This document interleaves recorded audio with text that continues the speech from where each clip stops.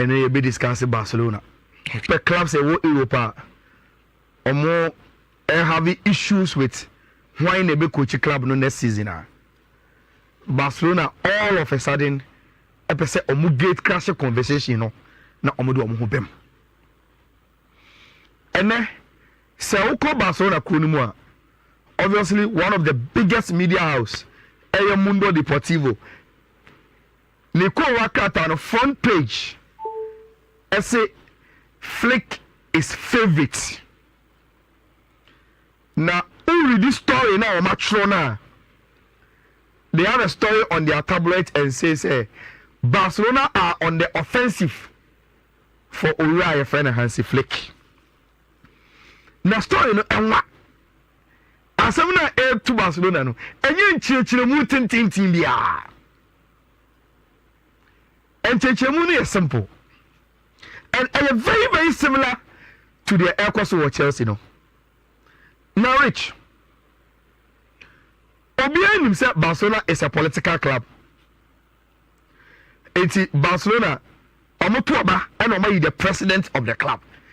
And it is strictly a political club. Now, the last Barcelona election, you know. One Laporta standing with other candidates. Now, one of the candidates was one man, your friend Font. Xavi Hernandez openly declares on supporting Juan Laporta for the president of Barcelona. Now, on supporting Urabia, your friend Font. One reporter winning presidency in the year, no. Situation now not to Barcelona, no. Coaches are not opposed to mobile Barca, no. Not to the decision he wanted to make, the timing of the decision, no. Any coaches are not available, no. Not only Obia or suitable for the job more than Uriah and Xavi Hernandez. And or this Xavi by. One reporter this Xavi buying, he knew say Xavi are supporting the presidential bid no.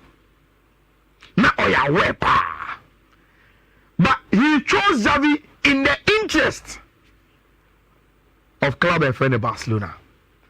Now Rich, Xavi buy the first season waje Spanish La Liga project in Koye. Amidst financial crisis, any BBR Xavi was able to put a trophy on the table. Second leg. And you must do so in terms of results at Barcelona. Barca LUC against Villarreal. Xavi ko post match a more president na manie. Wa mo obi amanie. Wa kotina sem 12 for him say me kwasizi we be ya me ko. One reporter Deco Barcelona board no. Everybody felt insulted. Say obi ayen ya fo adwuma. Na no we adwuma. Say what taking decision as crucial as Ubefi Barcelona at the end of the season. Only your contractor. You discuss with us first. And if you know this tradition, you are too experienced as a player and as a professional coach. Say only say go for me the foul adwuma. And that you don't rush to the media and go announce say Ubefi Barcelona ko. Now Rich, after Xavi making his pronouncement, you know, then results started coming and normal started go ye. Barcelona elbow games winning consistently. For the first time in a long time, Barcelona put 8 teams back in the knockout stages of the Champions League. Xavi and the Barcelona could do quarterfinals and winning away game in the first leg against Paris Saint-Germain, only to lose Elfie. Even that lose, you know, Barcelona for Gidi said the red card to Ronald Araujo was so harsh for the club. And enya di omo di be se coach bebre say on no mo lose that game no. Then a loss in El Clasico and also Barcelona for the coach and referee SCC omo. Rich, last time a very public knowledge say Barcelona for Deco and Xavi Ecosia or Barcelona training grounds.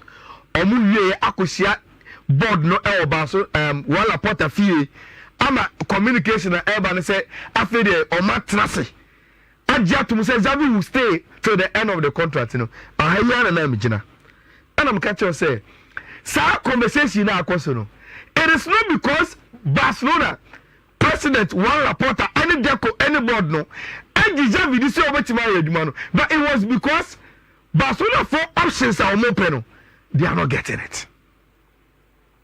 Coach Kropa Barcelona for Edida say Omuyanana Omupeno they are not getting it. And after that time, that was the reason why they wanted to convince Xavi and have a plan B. So see Xavi will stay. Rich, Yakoshia or them ending komo. Ya agree and disagree on Enyoma Akoye ni Ankoye. And we say so. We will be more diplomatic. Yen se me ebeki kawa bontin ye be ni ye because ye ni mpanyinfo bi e na edi juma. Then all of a sudden again Xavi goes out and says Barcelona supporters are in the foreseeable future omo expect Barcelona betimi compete with Real Madrid no omo ni omani na Barcelona sika samne. And that's a bad thing. So Barcelona will stay competitive to club a friend Real Madrid. Now you see, Xavi your coach. So Okasa as a coach, a person auto time for the project, it makes sense. But Barcelona as a club, only the political nature of the club, no, and Blaua Laporta. Your darling, only by Real Madrid. Exactly. And every league, you know, it's our because I won't even compete with Red Man. Good. And for Xavi, we to Barcelona building. But for one Laporta as the president, politically, Barcelona associates, will not say so. You have to Obama one Laporta BM. Now, Kenya Sana, yet you are competing with Real Madrid. That is the essence of a net. When China Koso Barcelona. No. One reporter feel say, what was Xavi? What will come about this? I will call. What am I money? You are resolving matter. No, I can't say, Oko about here, the real Sikasano, Shemiye. You know, you are anche. What's our statement? I didn't mean presidency in the media. I didn't say about that is the reason why one reporter want to get Xavi out. Now, in your last game, a boy against whoever I can. Wala Porta Co Stadium supporters who know. Giddy. And the signals are that supporters so move which it means say now Kojina about Roman Tomau. La Porta feels say he is becoming unpopular as the president of the club. And it is because as a Xavi any Benkunu say I am telling to I am me and like we are not to me come mom and yet club and say no person no. That is the problem. Now I'm into the Hansi Flick and all of a sudden needing ever strongly for club and friend of Barcelona. Which time as I because of Econo. One of the coaches at Barcelona for a short list here now Hansi Flick count. Now DNT me asam say baby ma Barcelona airport coach now as the Flick and nay or the leading contender for Barcelona and say rich yes wow omo mo be kasa ma oni omo be di ho dance here any omo mu ni omo ye adwuma no ma omo nye connected Hansi Flick agent Pini's and Xavi. I repeat Hansi Flick agent Pini's and Xavi. Obi awadi football echiache bia enim who Pini's and Xavi is. He is one of the grandmasters in agency in Europe. Seba footballer. Pini's and Xavi and the Robert Lewandowski a break team friend of Barcelona from Bayern Munich. Amidst those very, very turbulent times, no, Pini and the team broke a deal as an agent to bring Robert Lewandowski to Barcelona. Some Pini's have and I convinced Oria friend one Laporta say upe coach it should be Oria friend Hansi Flick. Waji Champions League with Bayern, Waji leagues with Bayern, Waji World Cup with the German national team. He's a very good tactician. And it's a whole probia about revival team Namawa. Kofa Oria friend Hansi Flick. Now this is what happened yesterday. I know crack Deco. And a Bojan Keki, they say Bojan no, I know so a deputy to so a PA to Deco there. But Deco, any Bojan Keki, to call by London and Ra. Ebe one or two meetings be. And go for you or move share as a flick or London derby. Mundo say a meeting on Bayer. In the last 24 hours, Deco any has a flick Edin Como on phone. I catch and say, the president one Laporta say, almost starting in Como enter. So in the event, so almost probably after the end of the season, I'm gonna be Xavi Jumana. The agent Pires Xavi say he is highly recommending him. Say on no Mayor Jumano. Rich, it seems say Hansi Flick. I said Boss Jumano, when you yache. Enti Nancy, any job will be able to offer us here the minute. Remember Pires Xavi in Naka. But it seems that Pines have young man of assurance and say, says Xavi Bequa, and you walk and I'm a do Barcelona on. According to Mundo, he was very like appealing to the job when Deco called him. That's why I now they say, Edumane Meye, and the Amamu. And rich, that is the conversation at Ecoso. And say, I share a woman by Barcelona journalist now. All that they are saying, and they say, look. Say no more question ya.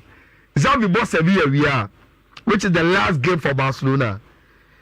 Or call Barcelona for training center or send Pochettino, Ecosia, and Penny for Paul and Lawrence, no. Or more call then they will compare notes. Now a conclusive sporting report about the season. So Xavi as a technical director now. Deco as a technical director, Xavi are reported to in the hierarchy of Barcelona and Semino. Ebeka so you show pros and cons and the decision from the board and the president, you know, and they say, Edumano, ultimately and trasubium. So confirm lawyer Sebra. You discussing how I will see a job because the contract in the now the new appointment will come in Oria and Hansi Flick. So that is the news, sir. If you Barcelona Eba, Kakrabi on Enra. Before I call Enra game, listen. Maybe say a question because we are Barcelona fan. Sure. So what Barcelona problems are makum, especially Kasam. Zabi be top players kase. Ema because Kasam ninkoyi. Any oba ye anya shekro La Liga. Ediama ay Barcelona. Now show Real Madrid baby or more deal with the players good omo and the idea. Minus only a month for by address as a job, no man shed and yet fair to him. Those and in some York can sometimes as a great diplomatic same you so sanitary. But not some now all can is that a open secret. No, but you see, Barcelona and Nisika, they can't compete with Real Madrid. You see, as I was having, as I have between me, sorry. You need some cause and Minjayo. Say, Oko media houses be brown. There are internal problems.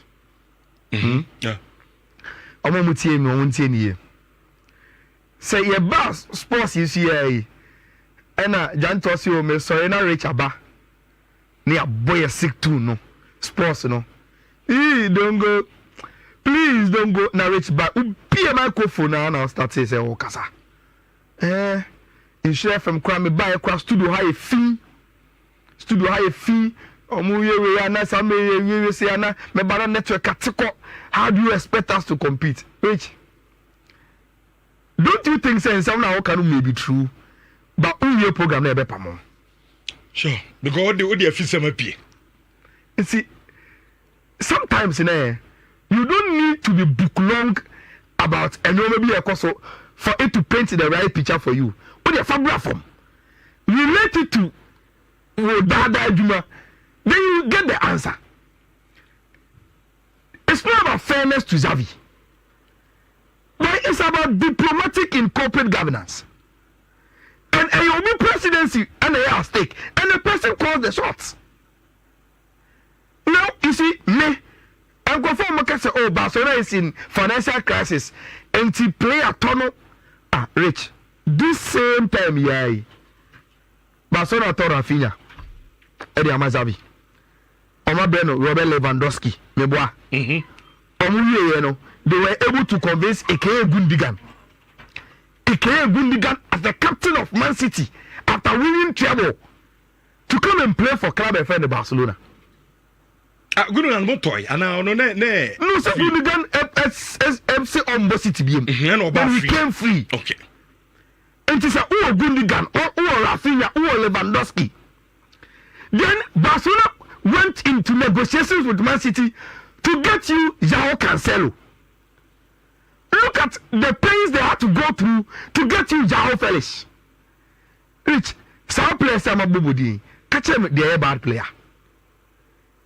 And Barcelona team there that in terms of even in the financial crisis number one, the players that have come in are very, very good players and they are competitive players. And yes, our financial crisis in Barcelona out of Victor Roque. He was one of the best young players in Brazil. And so grab when you give any excuse, it becomes some way. For me, sometimes